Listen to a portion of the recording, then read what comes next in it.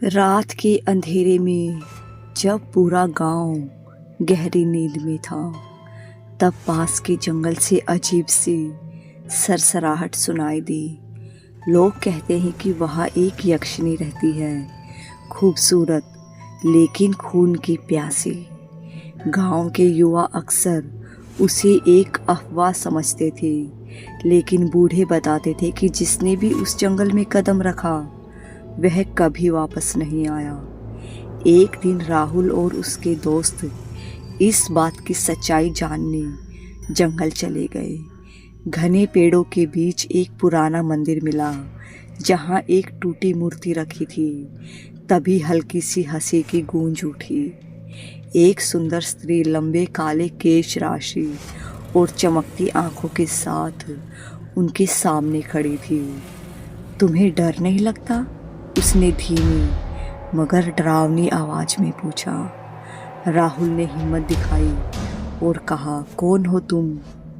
स्त्री मुस्कुराई, लेकिन उसकी मुस्कान के साथ ही उसकी आंखें खून जैसी लाल हो गईं और अचानक उसके नाखून बढ़कर पंजे में बदल गए और उसकी लंबी जीभ बाहर निकल आई। और राहुल के दोस्तों की चीखें पूरे जंगल में गूंज उठी। वे भागे, लेकिन राहुल पीछे रह गया। सुबह गांव वालों को जंगल के किनारे उसकी खून से लथपथ लाश मिली। उसके शरीर पर पंजे के गहरे निशान थे। गांव के बुजुर्गों ने चेतावनी दी, वह यक्षिणी अब और शिकार की तलाश में थी। गांव में राहुल की रहस्यमय मौत के बाद हर कोई डर के साए में जीने लगा। लोग सूरज ढलते ही घरों में बंद हो जाते, लेकिन मानविक एक जिद्दी और निडर युवक था। इन अंधविश्वासों पर यकीन नहीं करता था। उसने तय किया कि वह उस यक्षिणी की सच्चाई जानकर रहेगा। रात के अंधेरे में मशाल लिए मानविक उसी जंगल में जा पहुंचा, जहां राहुल की मौत हुई थी। ठंडी हवा चल रही थी और चारों ओर सन्नाटा था। अचानक उसे किसी के गाने की धीमी आवाज़ सुनाई दी। वह आवाज़ इतनी मीठी थी कि वह अपने कदम रोक न सका और उस ओर बढ़ता चला गया। एक विशाल पेड़ के नीचे वही रहस्यमय स्त्री खड़ी थी, नजरें झुकी हुई, लंबे काले बाल जमीन तक फैले हुए और सफ़ेद साड़ी में उसका रूप किसी स्वर्गीय अप्सरा जैसा था। तुम कौन हो? मानविक ने हिम्मत जुटाकर पूछा। स्त्री ने धीरे से सिर उठाया और उसकी आंखें चमकने लगी, खून जैसी लाल। एक पल में ही उसका सुंदर चेहरा विकराल बन गया। उसके नाखून तेज खंजरों जैसे बढ़ गए और उसने एक भयानक हंसी के साथ मानविक की ओर छलांग लगा दी। मानविक को समझ आ गया कि यह यक्षिणी कोई साधारण आत्मा नहीं थी, बल्कि एक राक्षसी थी जो जवान लड़कों का खून पीती थी। वह पूरी ताकत से भागने लगा, लेकिन उसके कदम जैसे जमीन से चिपकने लगे। यक्षिणी हवा में तैरती हुई उसके पास पहुंच रही थी। तभी मानविक को अचानक याद आया कि उसकी दादी ने कहा था, यक्षिणियों को पीली हल्दी से डर लगता है। फिर मानविक ने जेब से एक छोटी सी हल्दी की पोटली निकाली और यक्षिणी पर फेंक दी। वह एक दर्दनाक चीख के साथ पीछे हट गई और देखते ही देखते जंगल के अंधेरे में समा गई। मानविक गांव वापस आया, लेकिन उसकी आंखों में अब भी उस खौफनाक मंजर की परछाई थी। गांव वालों ने राहत की सांस ली, लेकिन कोई नहीं जानता था कि क्या यक्षिणी सच में खत्म हुई थी या फिर किसी और शिकार की तलाश में छुप गई थी। मानविक की हल्दी फेंकने से यक्षिणी गायब तो हो गई थी, लेकिन गांव में अजीब घटनाएं फिर से शुरू हो गई थी। रात में लोगों को जंगल से किसी के रोने और हंसने की आवाज़ें सुनाई देती थी। कभी कभी पेड़ों के पीछे से चमकती लाल आंखें दिख जाती थी। गांव के बुजुर्गों ने मानविक से कहा, तूने उसे भगा तो दिया लेकिन ख़त्म नहीं किया। अगर यक्षिनी का असली रहस्य नहीं सुलझाया तो वह और भी ज़्यादा खतरनाक होकर लौटेगी।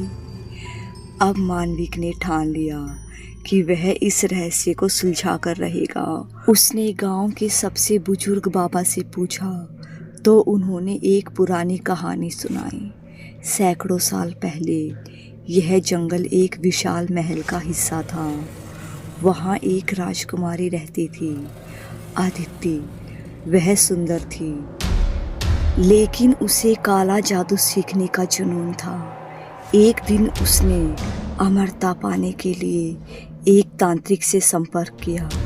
तांत्रिक ने उसे कहा कि अगर वह 101 लोगों का खून पी ले तो उसे अमरता का वरदान मिल जाएगा। राजकुमारी ने 100 लोगों की बलि तो दे दी, लेकिन जब वह आखिरी बलि देने जा रही थी तब गांव के साधुओं ने उसे रोक दिया। उन्होंने उसे जंगल में एक पुराने मंदिर के नीचे बंद कर दिया और उस पर एक तांत्रिक मंत्र डाल दिया जिससे वह बाहर न आ सके। लेकिन हर 100 साल बाद जब वह मंत्र कमज़ोर पड़ता है तो वह फिर से जाग जाती है और अपनी 101वीं बलि की तलाश में जंगलों में घूमने लग जाती है।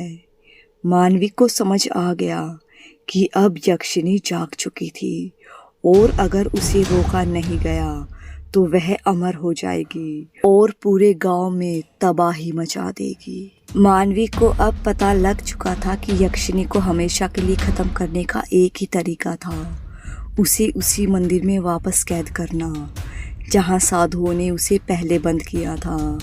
लेकिन वह मंदिर अब खंडर बन चुका था और यक्षिनी पहले से और भी ज़्यादा शक्तिशाली हो चुकी थी। मानविक ने गांव के सबसे बुजुर्ग बाबा से पूछा, क्या कोई तरीका है जिससे मैं यक्षिनी को रोक सकूं? बाबा ने कहा, तुझे काल ज्योति मंत्र का उपयोग करना होगा, लेकिन याद रखना अगर मंत्र अधूरा रहा तो तू खुद उसका शिकार बन जाएगा। मानविक ने बिना किसी डर के फैसला किया। वह अपने साथ हल्दी, लाल चंदन और तांत्रिक माला की एक पांडुलिपि लेकर जंगल की ओर बढ़ा। जैसे ही मानविक मंदिर के पास पहुंचा, हवा तेज चलने लगी। अचानक पेड़ों के पीछे से वही डरावनी हंसी गूंज उठी। मानविक ने मशाल उठाकर चारों ओर देखा, लेकिन कुछ नहीं दिखा। तभी जमीन से काले धुएं का एक भंवर उड़ने लगा और उसमें से यक्षिनी प्रकट हुई। तू फिर लौट आया, अब बच नहीं पाएगा, उसने ठंडी और भयानक आवाज में कहा। मानविक ने मंत्र पढ़ना शुरू किया, लेकिन यक्षिनी हवा में उड़कर उस पर झपटी। उसके तेज पंजों ने मानविक के कंधे को जख्मी कर दिया, लेकिन मानविक रुका नहीं।